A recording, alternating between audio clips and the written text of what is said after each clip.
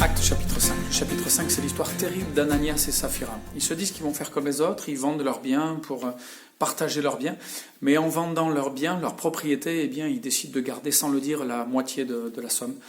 Le problème, ce que vont leur reprocher les apôtres, Pierre et Jean, c'est pas d'avoir gardé une partie, c'est d'avoir caché aux hommes et de croire avoir caché à Dieu une partie qu'ils allaient garder. Ananias et Saphira vont mourir pour avoir menti et pour avoir fait croire qu'ils donnaient tout. C'est un jugement sévère, mais certainement pour montrer qu'on ne triche pas avec Dieu et que les chrétiens n'étaient pas obligés de tout donner. Et puis il y a des miracles, et puis il y a le début de la persécution. Dans ce chapitre, on voit en fait les pharisiens qui mettent Pierre et Jean en prison. Pierre et Jean sortent de la prison miraculeusement et continuent de prêcher. Les pharisiens vont les rappeler, et les gronder d'une certaine façon, les menacer. Et puis ils sont quand même inquiets parce que la foule aime les apôtres et voit les miracles et les événements qui se passent.